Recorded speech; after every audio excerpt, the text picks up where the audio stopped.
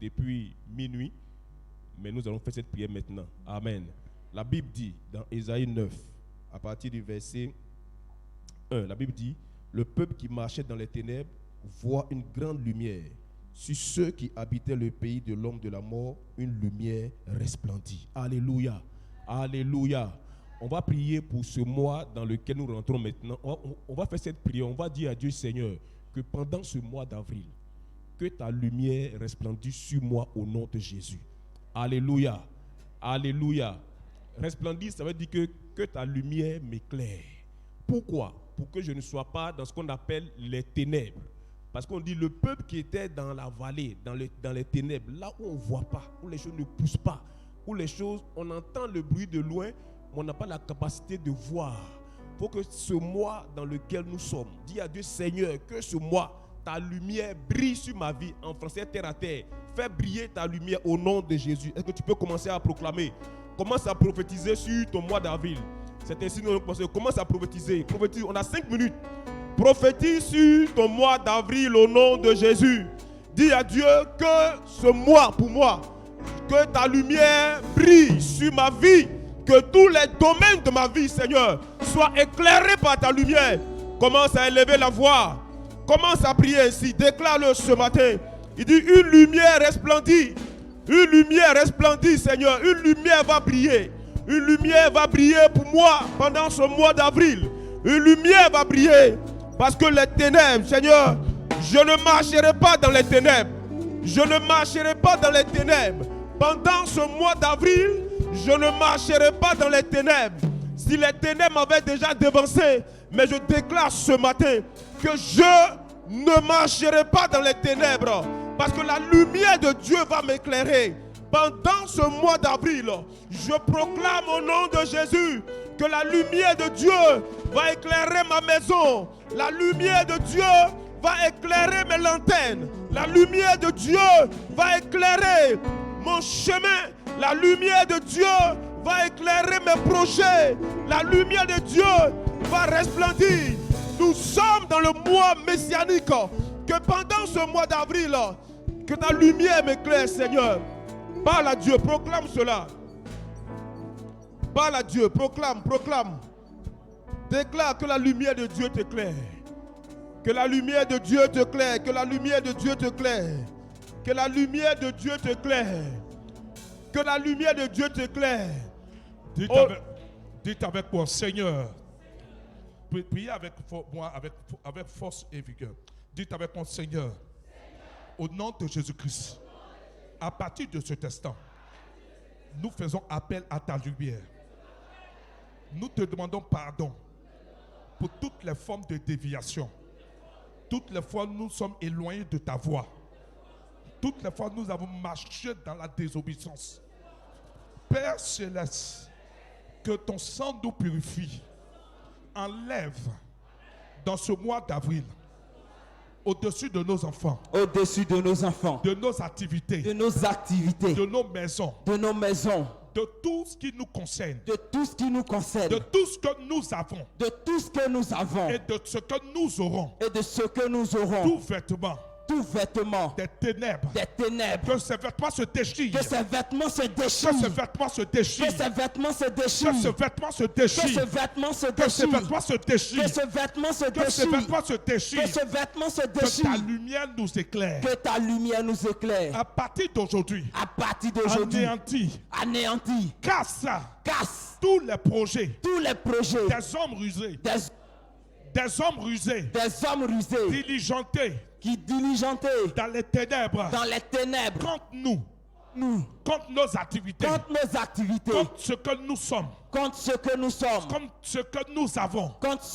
avons, Père éternel, que leur route soit glissante, que leur route soit glissante, Père éternel, tu frappes d'aveuglement et de surdité. et de surdité. Tous nos adversaires, Tous nos qu'ils adversaires, soient physiques qu'ils soient physiques comme spirituels, comme spirituels, Père éternel, Père éternel, tu nous fais échapper tu nous fais au échapper filet de au l'oiseleur. filet de À l'oiseleur. partir d'aujourd'hui, À partir tous d'aujourd'hui, les pièges tous les pièges qui ont été qui établis ont été établis dans ce mois d'avril dans ce mois d'avril contre nous, contre nous, nous échappons. nous échappons. Je m'adresse à nos âmes, Je m'adresse à nos aux âmes, âmes de nos enfants. aux âmes de nos enfants. Nous échappons. Nous échappons. Père éternel, Père éternel, nous n'aurons point honte. nous n'aurons Nous n'aurons point honte. point honte, Mais nous serons animés mais nous serons animés d'un courage céleste. d'un courage céleste. Père éternel, Père éternel, ce mois, ce mois, nous recevons nous recevons la santé divine. la santé divine. Ce mois, Ce mois, nous recevons nous recevons la guérison divine. la guérison divine. Ce mois, Ce mois, nous recevons nous recevons les portes les portes financières financières qui s'ouvrent à nous. qui s'ouvrent à Et nous. nous entrons, Et nous entrons, Père éternel, Père éternel, à partir d'aujourd'hui, à partir nous d'aujourd'hui, partons du méchant, nous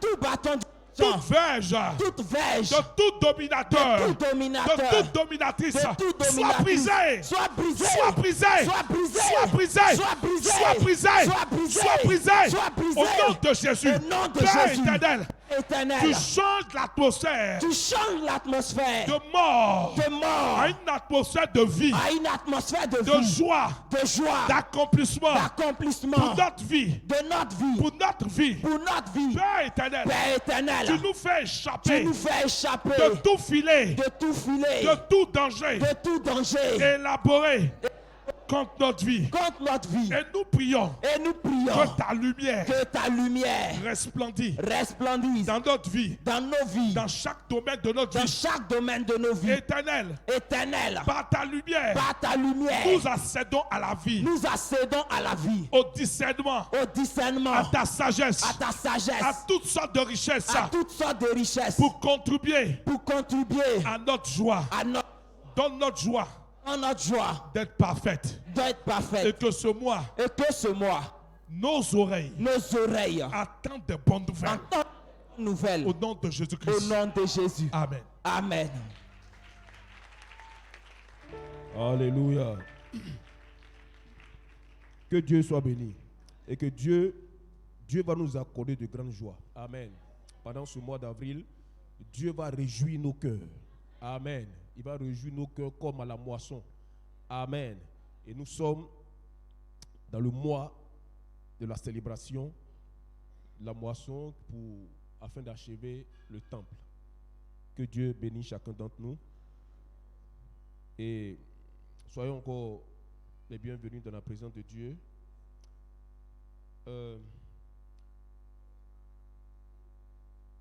Avant de commencer le message, je veux interpeller les uns les autres. Tous ceux qui sont connectés sur WhatsApp, veuillez vous déconnecter pour vous concentrer sur ce pourquoi vous êtes venus dans la maison de Dieu.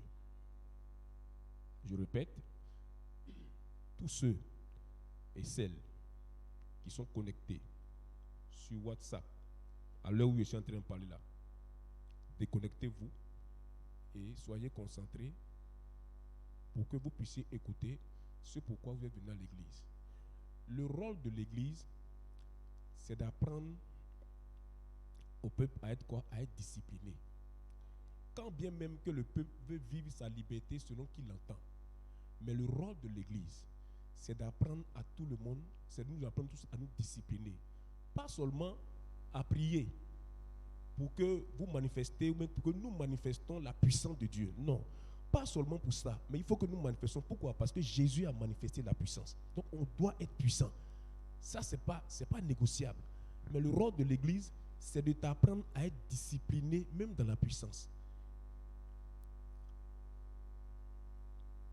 Jean-Jacques Rousseau, qui est dans son livre qu'on appelle du contrat social, il a dit une chose qui est tellement... Il dit, le plus fort là, il ne peut pas être toujours fort pour être le maître s'il ne transforme pas sa force en droit. Même le diable le sait. C'est pourquoi, pour appâter ta famille, il ne vient pas te dire n'importe quoi. il te pousse à tisser alliance avec lui. En partant, par exemple, tu prends des grains de riz, tu jettes ça dans l'eau, et puis tu parles. Tu viens ici de signer un contrat. Ton grand-père vient de signer un contrat. Parce qu'il sait que s'il l'oblige à l'adorer simplement, un jour tu vas lui échapper. Mais quand tu signes un contrat, ça lui donne des droits. Et c'est la même chose pour l'église. Si tu ne transformes pas ta force en droit, à un moment donné, tu ne seras plus le maître. Celui que tu as vaincu hier va venir demain encore pour te vaincre. Or, Jésus, la Bible dit que, qu'est-ce que Jésus a fait? Il a vaincu une fois. Jésus avait la capacité de frapper tout le monde. Même dans le jardin à Gethsémani, quand ils sont venus le saisir, il y a un disciple qui a coupé une oreille d'un serviteur de ceux qui étaient venus le saisir. Il a prié pour lui. Pourquoi? Il n'a pas voulu utiliser que la force ou la puissance. Il a voulu faire quoi? Transformer ça en droit. Pour que sa domination sur Satan ne soit pas seulement momentanée, mais qu'elle soit éternelle. C'est pourquoi toi et moi aujourd'hui, on bénéficie du nom de Jésus. Même quand tu n'es pas pasteur, tu n'es pas prophète, tu dors quand tu te poursuis, tu réveilles, tu dis, au nom de Jésus, tu sens que ça a un effet. Parce qu'il a transformé ça en droit. Amen. Et le rôle de l'église, c'est de t'amener à comprendre que toute la puissance que tu peux manifester, si tu ne transformes pas ça en droit, tu vas toujours avoir référence aux gens. À un moment donné, il ne faut plus appeler quelqu'un. Mais quand ça devient pour toi un droit, tu n'as pas besoin d'appeler Dieu. Dieu court, lui seul vient. C'est ça le droit. Amen. Que Dieu nous bénisse. C'est pourquoi je nous interpelle. Ça nous est revenu plusieurs fois. Vous êtes sur WhatsApp. L'accueil nous dit quand on fait le culte, les gens sont sur WhatsApp. Ils se connectent, ils taguent, ils sont sur Facebook. Frères et sœurs, c'est une indiscipline. On ne va pas dire notoire, mais je vais te dire, c'est encore plus grave que notoire. Pourquoi? C'est plus grave que notoire parce que notoire, c'est des choses physiques. Mais c'est une discipline qui va jusqu'à devant le trône de Dieu. C'est-à-dire que tu méprises Dieu. Va plus loin, tu méprises Dieu. Et le rôle de l'église, c'est de t'amener à comprendre qu'est-ce que tu es en train de faire. Et quelle est la portée physique, spirituelle du fait que tu te lèves chaque matin pour marcher, pour venir t'asseoir et repartir après. C'est le rôle de l'église. Amen. C'est pourquoi je veux que ce matin, nous soyons vraiment disposés et qu'on se déconnecte de tous ces réseaux sociaux. On aura le temps à la maison. On va se connecter à la maison. Mais pour le moment, soyons concentrés. Nous sommes dans le mois d'avril. Et nous devons faire quoi? Il y a la fête de quoi? De moisson. La fête de moisson dans le but de quoi? De faire quoi? De bâtir le temple, la maison de Dieu. Alléluia. Vous savez, dans la semaine, je méditais Matthieu 27. Et je me suis rendu compte que dans Matthieu 27, les gens ont traité Jésus d'imposteur. C'est-à-dire, quand Jésus annonçait des choses, on disait à Jésus que lui là, il ment. Ce qu'il dit, il peut faire là. Ce n'est pas possible. Il ment. Et la Bible même dit dans le livre de Marc 15, au verset 29, les passants l'injuriaient et secouaient la tête en disant, hé, toi qui détruis le temple et qui le rebâtis en 3 jours là. Vous voyez, les gens se moquaient de Jésus. On dit, lui là, c'est un menteur, c'est un imposteur. Parce que qu'est-ce que Jésus avait dit?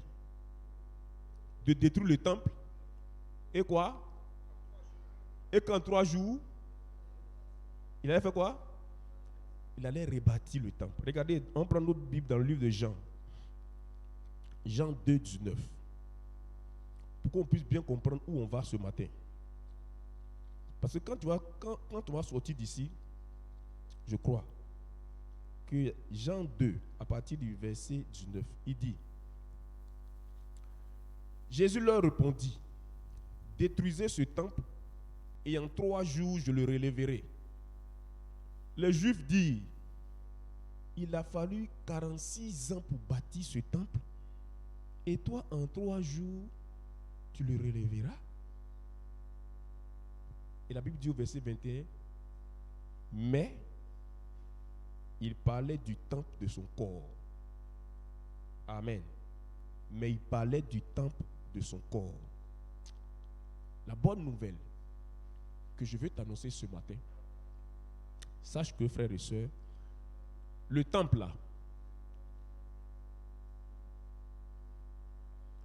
le temple est déjà bâti.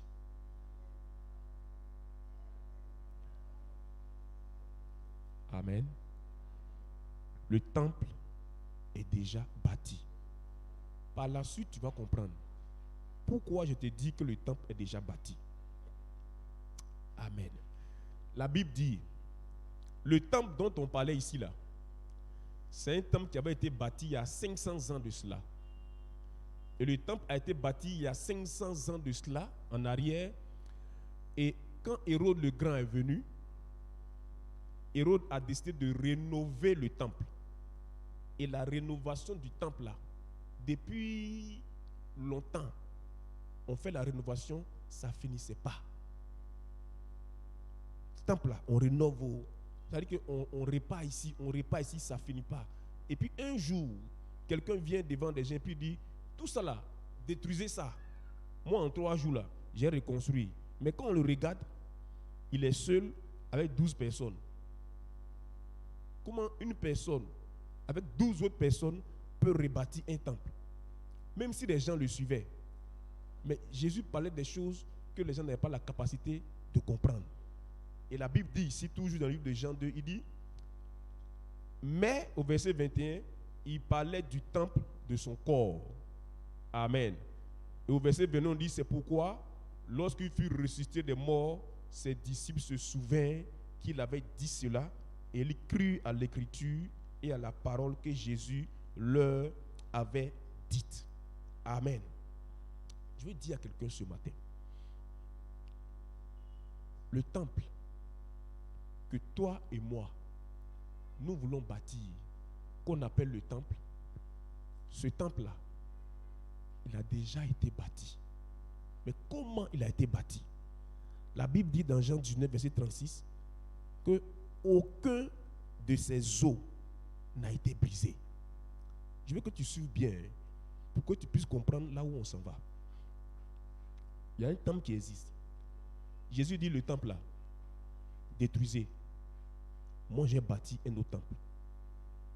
Mais le temple qui existait, c'est dans ce temple-là qu'il est venu trouver des gens qui faisaient des échanges de monnaie, des gens qui faisaient des deals, des gens qui faisaient tout, mais qui ne travaillaient plus pour la gloire de Dieu. Amen. Le volet spirituel pour lequel le temple avait été bâti, le temple avait déjà raté cette base. Qu'est-ce qu'il fallait faire maintenant? Il fallait bâtir un nouveau temple. Mais comment bâtir ce nouveau temple? On ne bâtit pas un temple en commençant directement par poser les briques, par poser la fondation. Si tu bâtis un temple comme ça, ça ne fonctionne pas. Jésus savait que les hommes qui étaient là, c'était les mêmes hommes qui étaient là auparavant. Si on leur disait de bâtir un temple comme ça, en faisant juste la fondation, monter les briques, dans 50 ans, quand tu vas revenir, les mêmes choses qu'il est venu, c'est pourquoi il est venu les combattre, il allait encore retrouver les mêmes choses là. Qu'est-ce qu'il fallait faire? Il fallait donner un nouveau fondement. On appelle ça le fondement spirituel. Jésus prend son corps et il décide avec son corps de bâtir d'abord un temple spirituel. Amen. C'est pourquoi la Bible dit, avant que Jésus ne vienne, le prophète avait déjà annoncé que lui là, ses os n'allaient pas être brisés. Pourquoi? Regardez maintenant ce qui se passe. Pour ceux qui ont l'habitude, ou même pour ceux qui ont déjà fréquenté, ou bien qui ont eu affaire à des féticheurs, souvent on vous demande de manger de la viande. On dit paye, va à la maison, donne ça à ta famille, mangez la chair, mais ne mangez pas les os. Et puis prends les os, ramène ça chez moi. C'est ça, non? Nous on l'a fait. Nous, on l'a fait parce que notre père ne connaissait pas encore le Seigneur. Et nous, on l'a fait avec plusieurs animaux. On l'a fait. Que ce soit les moutons, les cabris, les céciliens, on l'a fait. Mais on ne mangeait jamais les os. Les os, là, on ne mangeait jamais. On donnait au père et il repart avec. Jusqu'au jour où on est devenu chrétien, pour qu'on nous dise, en vérité, ce qui a plus de valeur spirituelle dans un animal, ce n'est pas la chair. Ce sont les os. Amen. Ce sont les os. La première chose que Jésus a faite, c'est pas qu'on puisse bâtir un temple tel que vous voyez ici.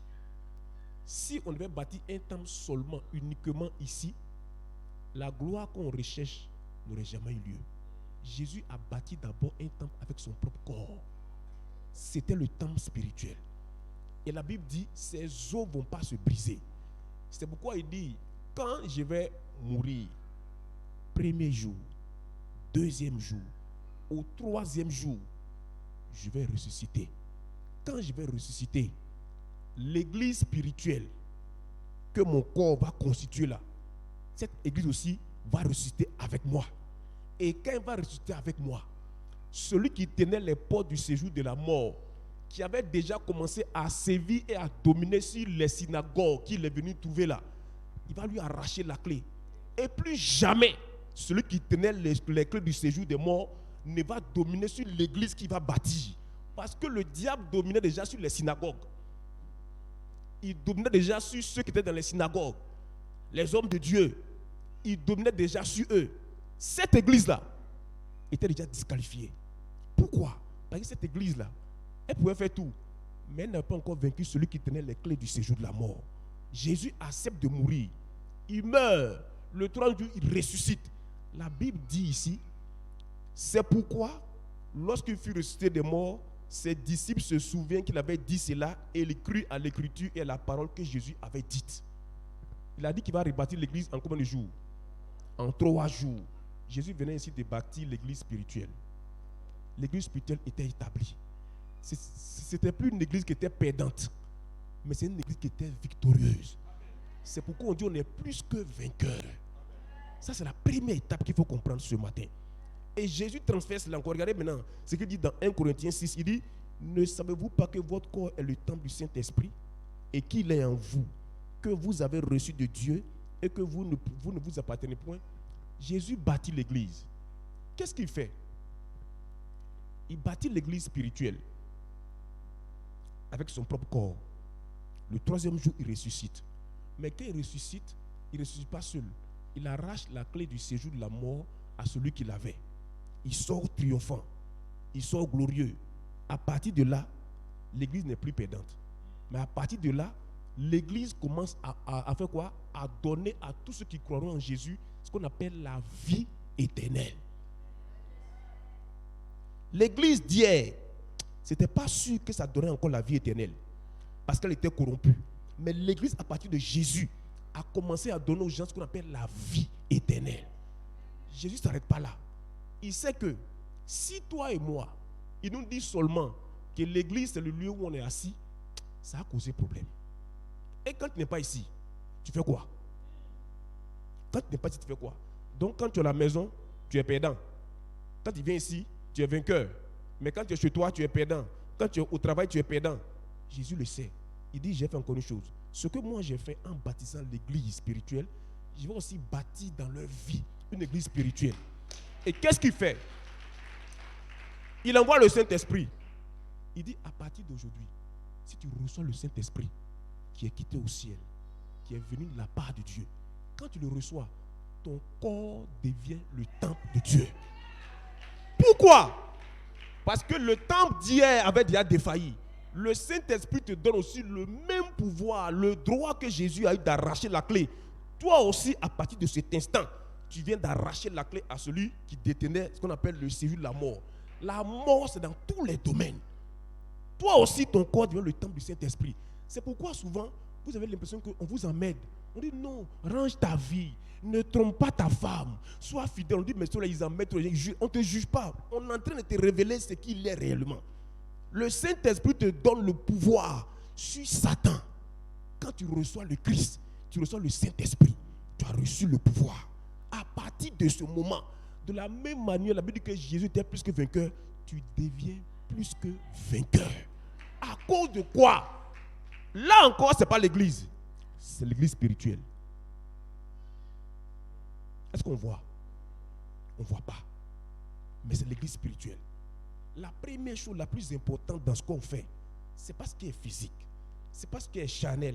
Non, c'est ce qui est spirituel. C'est pourquoi les os n'ont pas été broyés. Si les os étaient broyés là, La Bible dit que les deux brigands qui étaient à sa gauche et à sa droite, là, on a cassé les pieds. On a cassé les pieds.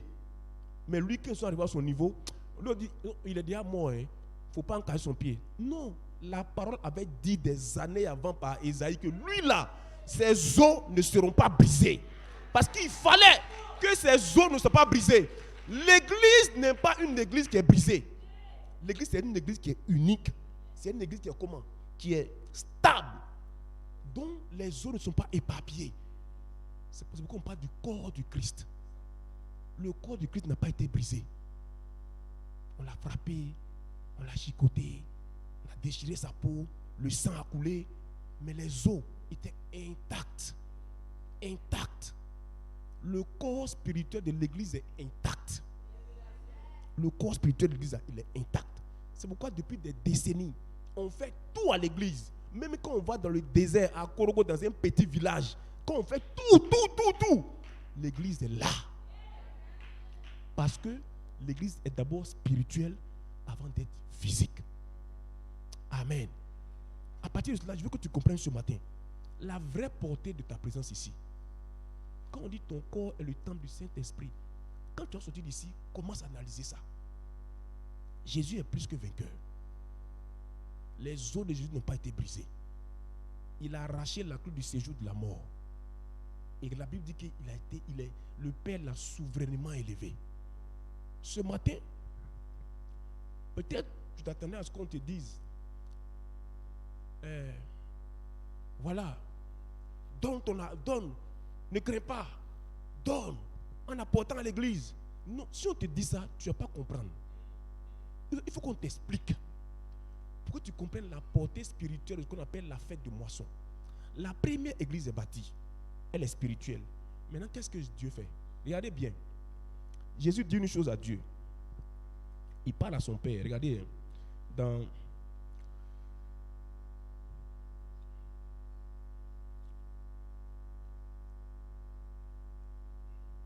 Jean 17, il dit, après avoir parlé ainsi, Jésus leva les yeux au ciel et dit, Père, l'heure est venue. Glorifie ton Fils, afin que ton Fils te glorifie, selon que tu lui as donné pouvoir sur toute chair, afin qu'il accorde la vie éternelle à ceux que tu lui as donnés. Or, verset 3, la vie éternelle, c'est qu'ils te connaissent, toi, le seul vrai Dieu, et celui que tu as envoyé, Jésus-Christ. Je t'ai glorifié sur la terre. J'ai achevé l'œuvre que tu m'as donné à faire. Et maintenant, toi, Père, glorifie-moi auprès de toi-même de la gloire que j'avais auprès de toi avant que le monde ne fût.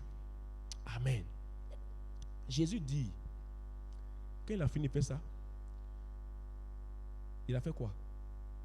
Il dit, tu m'avais donné d'accomplir une œuvre, non, Père? Cette œuvre-là, je l'ai accomplie.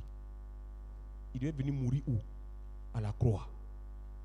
Pour que par sa mort, plusieurs soient sauvés.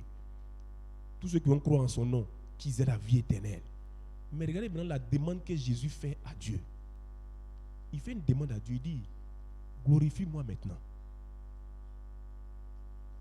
Glorifie-moi maintenant. Parce que l'œuvre là, je l'ai achevée. Glorifie-moi maintenant. Et la Bible dit,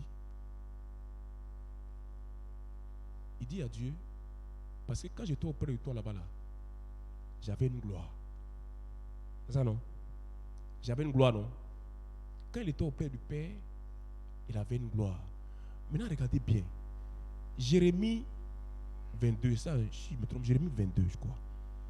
Il dit, la Bible dit, Dieu dit à Jérémie, avant que tu ne, depuis le sein de ta mère, Jérémie 1,5, il dit, depuis que tu étais dans le sein de ta mère, je te connaissais déjà. C'est ça, non? Et puis il dit, je t'avais comme prophète des nations. Maintenant, regarde, à la part de Jérémie là, il faut mettre ton nom. Donc, avant que toi tu ne sois ici sur la terre, la Bible dit, Dieu te connaissait déjà. Avant que Jésus ne soit sur la terre, Dieu le connaissait déjà comme son fils. Maintenant, toi, avant que tu viennes ici sur la terre, toi aussi, il y avait une gloire que tu avais déjà auprès de Dieu.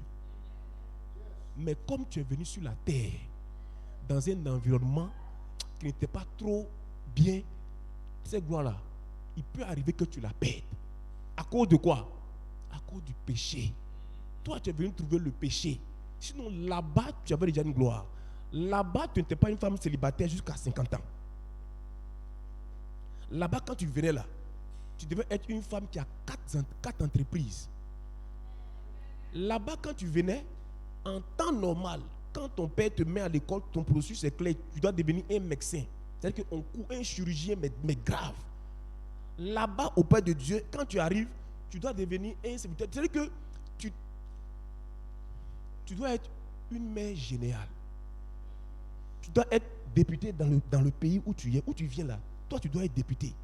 Là-bas où, c'est-à-dire que quand toi tu arrives là, en temps normal, quand tu passes, les veuves, les orphelins qui sont dans la nation sont soulagés. Parce qu'on dit cet homme-là, il est vraiment, Dieu l'a enrichi pour qu'il fasse du bien aux gens.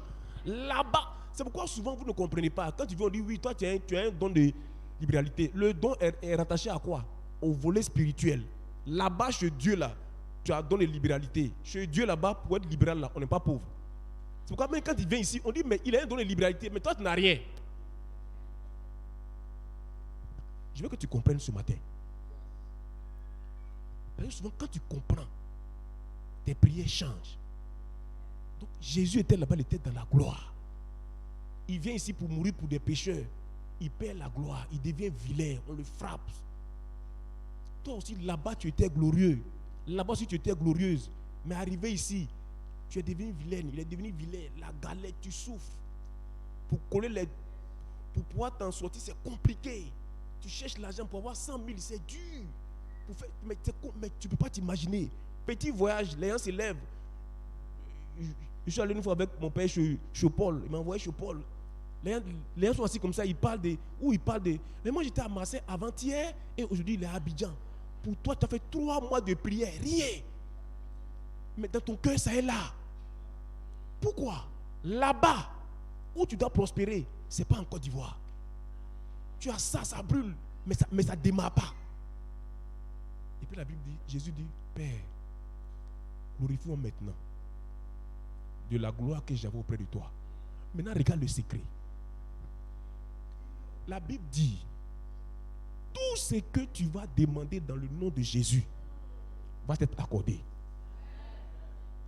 Hein? Tout va t'être accordé. Et puis la Bible dit, Jésus ayant bâti déjà le temple spirituel, il dit à Dieu, glorifie-moi maintenant, parce que j'ai bâti le temple spirituel. Glorifie-moi maintenant. Maintenant, regarde la révélation qui est cachée derrière afin de construire l'église là. On appelle ça comment? Hein? Le temple que tu vois ici là, il est assis sur quoi? Il est assis sur quoi? Il est assis sur quoi? Il est assis sur quoi? L'église est bâtie sur Jésus. L'église spirituelle que Christ a bâtie là, c'est sur ça que l'église physique s'assoit. Et qu'est-ce qui se passe? Quand on te dit, parce qu'il faut que tu saches pourquoi tu commences à raisonner, pourquoi tu commences à ne pas avoir l'argent, ou bien à faire tes calculs et à ne pas prévoir l'argent pour la construction. Je vais t'expliquer pourquoi. Parce qu'en vérité, quand notre papa dit apporter pour qu'on bâtisse l'église, ça ne veut pas dire que la vie s'arrête. Non, tu sors toujours. Si tu dois payer le transport, tu payes le transport. Si tu dois nourrir tes enfants, tu nourris tes enfants. Mais dans tout ça, on te dit, viens construire le temple. En vérité, ce qu'on te dit, regarde. La gloire dont Jésus a bénéficié de son Père, comment toi tu vas bénéficier de cette gloire? En réalité, la gloire, c'est quoi? La gloire, c'est l'éclat. C'est un éclat. C'est une lumière forte. C'est pourquoi quand on a prié dans Ésaïe, on dit que la lumière de Dieu resplendisse. C'est une lumière forte. Comment cette lumière-là va rejaillir sur toi? Jésus te dit une seule chose. Il dit, toutes les fois que toi tu vas venir, et c'est la prière que Salomon a fait, il dit, toutes les fois que des gens vont quitter aussi loin, qui vont venir apporter dans cette maison qu'on a bâtie en ton nom. Entends les prières et exauce-les. Écoute maintenant. Écoute maintenant. Toutes les fois que tu entres ici et qu'on te parle de la construction et que tu apportes la construction, en vérité, tu es en train de te connecter à la gloire spirituelle. Oh, cette gloire spirituelle-là, on appelle ça l'éclat de Dieu. Toutes les fois que j'apporte dans la maison, que je dépose, en réalité, je me mets où? Je me mets dans le rayonnement de l'éclat de Dieu. Je fais quoi? Je sors des ténèbres et je me mets dans le rayonnement de l'éclat de Dieu. C'est pourquoi on ne doit pas te poursuivre pour ça. Mais le diable fait que tu ne comprends pas. Tu penses que payer chaussures, payer habits pour le moment est mieux. Pour le moment, ce n'est pas mieux. Pourquoi? La Bible dit que quand Jésus a vaincu, il a reçu le nom qui a été non seulement il a été souverainement élevé, mais à partir d'aujourd'hui, il n'y a pas un nom qui est au-dessus du nom de Jésus. En te connectant au trône de la grâce, en apportant pour qu'on bâtisse l'édifice qu'on appelle le temple, qui est posé sur le fondement spirituel, qu'on appelle l'église de Jésus spirituelle, ce que tu gagnes, ce n'est pas les merci du prophète, c'est même pas important. Ce que tu gagnes, c'est que tu veux te connecter à l'église spirituelle qui est bâtie. Si Jésus t'éclaire, même ta descendance est éclairée. C'est pourquoi ne pense pas que ça sera quelque chose de... Non, c'est spirituel. D'abord, et par la suite, c'est physique. C'est pourquoi il n'est même pas concevable qu'on couvre quelqu'un pour dire, cotisons, apportez. Mais on le fait pourquoi? On le fait parce qu'on dit, il faut forcer les gens à être bénis. C'est ça, non? Mais en réalité, c'est vrai qu'on te force. Mais, à un moment donné, il ne faut pas qu'on te force. Amen. Il ne faut pas qu'on te force. La Bible dit dans Actes 7, verset 56, Étienne s'écriait, voici, je vois les cieux ouverts, le Fils de l'homme debout à la droite de Dieu. C'est la conséquence de l'église spirituelle, de l'acte, de l'œuvre de Christ à la croix. Le ciel s'est ouvert et il voit Jésus qui est assis à la droite de Dieu le Père. Maintenant que je te répète encore, apporter pour bâtir le temple, la maison de Dieu, ça te donne d'opérer sous un ciel ouvert. Ce n'est pas de ton fait, c'est du fait de Jésus qui a bâti le temple spirituel. Le temple spirituel est déjà bâti. C'est déjà bâti. C'est pourquoi même quand on fait le culte sur une bâche, il y a les miracles. On était au Ghana, moi j'ai vu les gens qui ont fait les cultes sur des grands arbres. Moi je voulais dormir. Je suis sorti pour venir voir. Mais ils font quoi? Ils ont prié de 14 heures jusqu'à 18 heures, presque 17 heures. Il a plu, ils sont sous les grands arbres.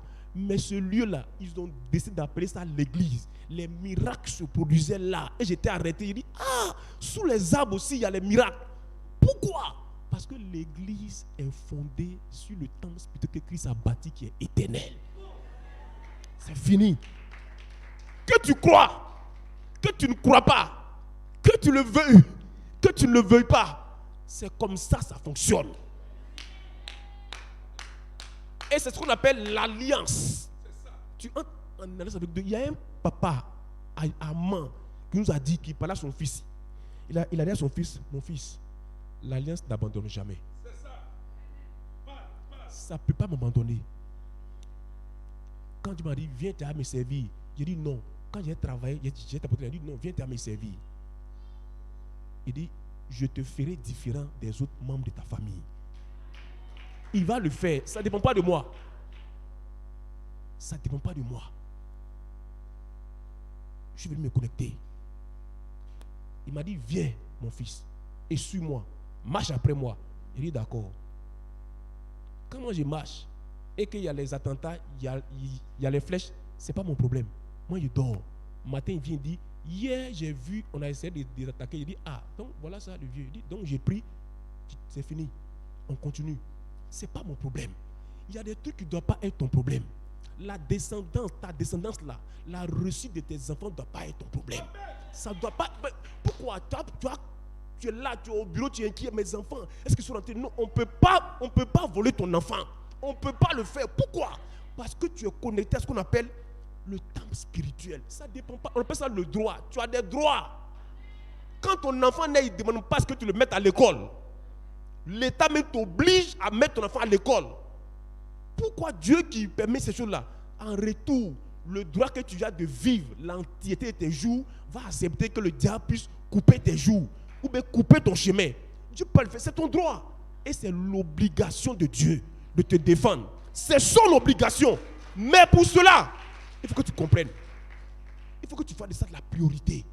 Ce matin, je ne vais pas être long, mais je veux que tu comprennes une chose. Il faut que tu changes l'ordre de tes priorités. Change l'ordre de tes priorités. Si bâtir le temple était à la 5e, 6e place, pour beaucoup ici, bâtir le temple, frère, c'est vrai. Dieu ouvre notre esprit et nous donne de voir des gens qui apportent des pièces. Il a des gens qui apportent des pièces pour bâtir le temple. Et puis tu vois, ils apportent des pièces pour bâtir ma maison. Pourquoi? Parce qu'ils n'ont pas compris. Jusqu'à quand allez-vous comprendre? Ou bien jusqu'à quand allons-nous comprendre? Cette question a été posée. Jésus a posé la question à ses disciples. Il dit, jusqu'à quand je vais être encore avec vous? Parce qu'ils ne comprenaient pas. Il dit, mais jusqu'à quand je vais être avec vous? Jusqu'à quand allez-vous comprendre, frères et sœurs, que l'église, ce n'est pas un amusement. L'église n'est pas un amusement.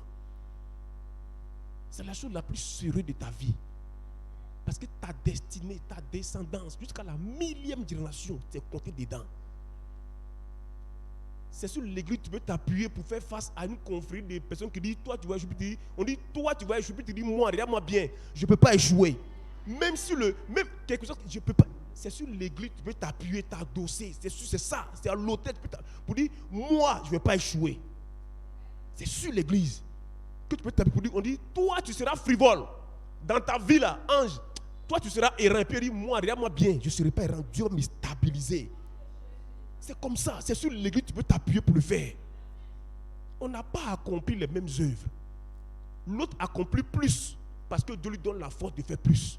Dieu me donne de faire plus parce que il me donne la force de faire plus. Moi, il me donne la force de dormir un peu, de me lever un peu, d'aller visiter un peu, d'aller prier un peu, d'aller faire ça un peu. C'est parce qu'il me donne la force de le faire. Mais toi, qui ne peux pas le faire, Dieu te donne un canevas, tout trouvé pour toi. Il dit, tout ce que tu as fait, connecte-toi au temple. Moi, j'ai vu mon père donner des sommes, mais astronomiques, à des menteurs, à des devins. Ici, 5 millions. Ici, 3 millions. Une fois, je lui ai dit, hey, on dit encore fait cotisation pour trouver. Combien là? On perd de combien de mille là? 300 millions pour faire un travail ici là. Il s'est tué jusqu'en. Il dit, hey mon fils, vraiment, tu sais pourquoi ça me fait mal? Parce que quand je vois à l'église là-bas, ton pasteur là, il fait appel de 300 000 et puis les gens sont assis. Mon cœur me fait mal. Moi, j'ai donné les 5 millions à des menteurs. Ils m'ont menti pendant 20 ans. Mais s'ils étaient encore en service, s'ils travaillaient encore là, j'allais prendre même le loyer de l'église. J'allais payer le courant de l'église. J'allais payer l'eau de l'église. Parce que j'ai découvert la vraie source du bonheur. Marie qui a donné des sommes faramineuses, ça ne nous a pas empêché de souffrir. Parce que c'était le faux. C'est pourquoi ici il dit, la vie éternelle pour toi, c'est de connaître Dieu. Dieu, le seul, le vrai Dieu. Il faut le connaître. La connaissance. Il faut que tu puisses le connaître. Ne viens jamais ici, ne pense pas que tu mets l'an dans l'enveloppe pour venir te connecter à ce tapis, comment on appelle ça? Brillant. Non. Tu viens poser ça sur le temple que Christ a bâti avec son corps. Si tu es connecté au corps du Christ qui n'a pas été brisé, toi aussi tu ne peux pas être brisé. On ne peut pas être brisé. Ce n'est pas de notre fait. Quand j'ai compris ça, moi j'ai vécu avec des gens qui priaient beaucoup. Une soeur même, elle priait même dans la douche. Et puis une fois, elle lui a dit, mais tu pries tout dans la douche à quoi? Elle dit, ah, je suis sur mes gardes. Et puis j'ai commencé à rire. Elle dit, c'est que nous on n'est pas sur nos gardes, c'est que nous on est morts. Parce que nous on ne prie pas. Il dit, c'est moi qui te garde. Lui-même m'apprend à prier. c'est moi qui te garde. Frères et sœurs, il n'est pas question pour nous d'être longs, mais les questions pour nous que vous puissiez comprendre. On n'est pas en train de bâtir un temple qui est non, qui va non. On est en train de bâtir un truc générationnel. On est en train de bâtir un truc qui, quand même tu seras coincé à l'aéroport et puis on dit il y a un truc bizarre, tu dis hé Seigneur, mais comment moi j'ai fait? Et puis ton Seigneur là, ça résonne où? Ça résonne dans la maison ici. Parce que tu envoies quelque chose et puis tu es connecté. Et puis le Seigneur envoie quelqu'un pour te faire sortir du problème. C'est de ça qu'on est en train de parler.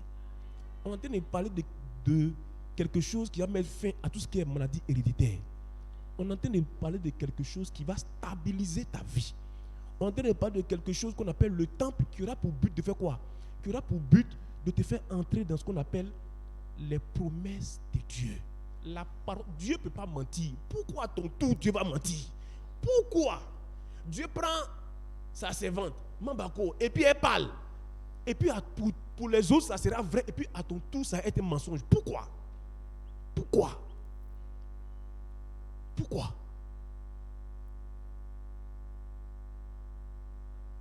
Le temple doit être ta source. C'est le temple. Le temple va... Frères et sœurs,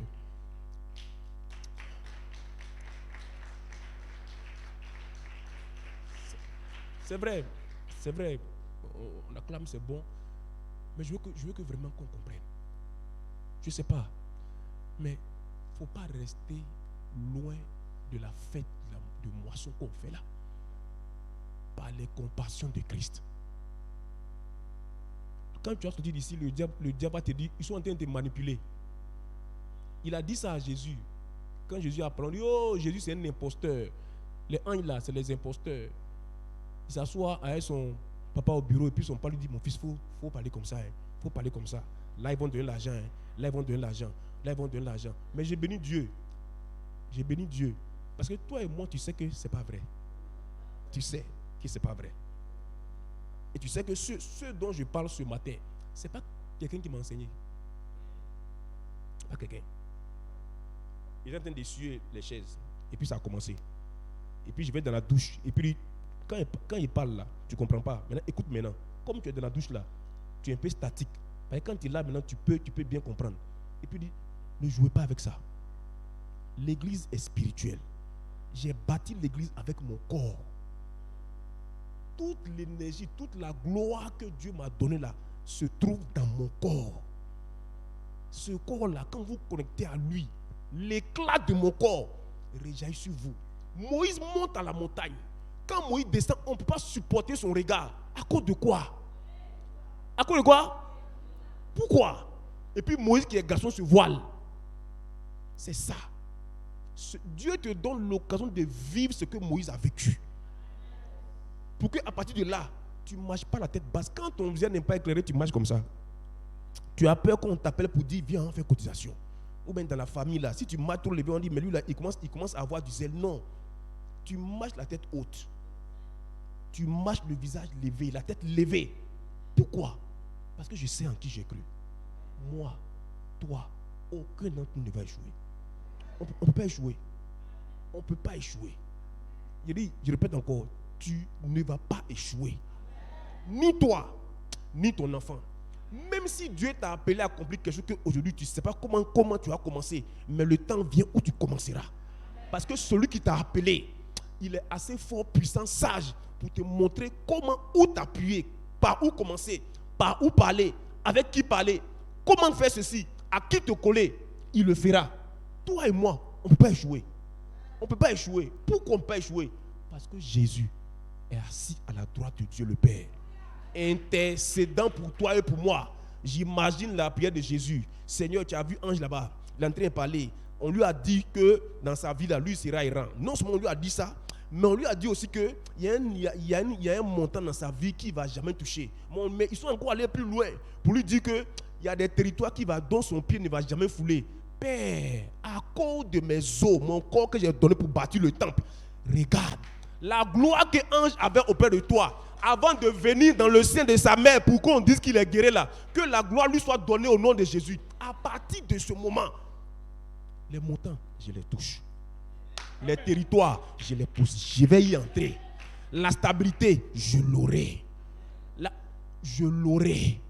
Pourquoi? Parce que Jésus est en train d'intercéder. Frères et sœurs, frères et sœurs, frères et sœurs, jusqu'à quand allons-nous comprendre ces choses? Pour qu'on puisse s'asseoir et qu'on fasse de ce que nous sommes en train de faire une priorité. C'est la priorité de Dieu. Alléluia. C'est la priorité de Dieu pour toi et pour moi. Ce matin, je veux t'interpeller qu'à partir d'aujourd'hui, quand tu sors d'ici, que le 16 soit pour toi un enjeu crucial. Le 16 soit pour toi un enjeu crucial. Tu as dit, Seigneur, je ne sais pas même, je ne sais pas, mais où j'ai enlevé l'argent. Mais Père, quand je sors d'ici, tu me donnes l'argent. Parce qu'il faut que je le fasse. Je veux plus qu'après, il ne faut plus que tu appelles, tu ne vas plus appeler le pasteur Lévi. Pourquoi? L'église que Jésus a bâtie est plus puissante encore. Lui-même, il s'adore sur cette église. Nous-mêmes qui sommes adossés sur lui-là, il a adossé sur cette église. Pourquoi vous voulez que, frère, ton papa même là, il a adossé sur ça. Il te donne le conseil de t'adosser dessus. Toi, tu dis tu ne veux pas. Tu veux qu'il fasse quoi?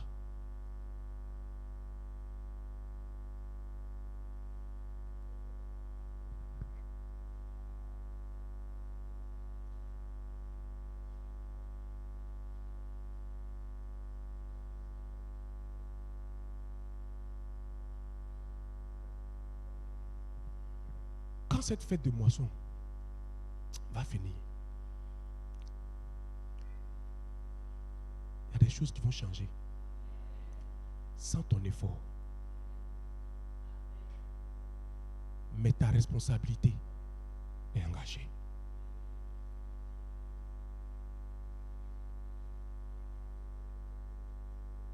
La décision que tu vas prendre, elle est importante.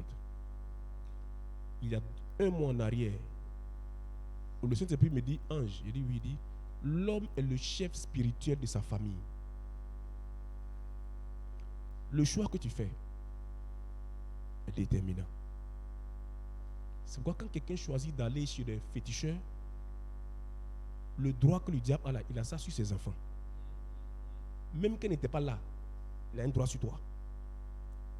Mais le choix que tu vas faire maintenant va aussi donner un droit à Jésus sur tout ce qui te concerne. Sur tes soupirs.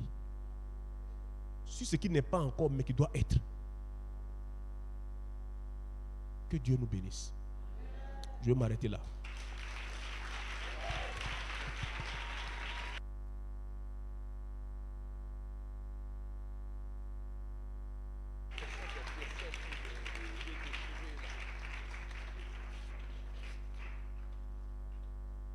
Alléluia. Que Dieu soit béni.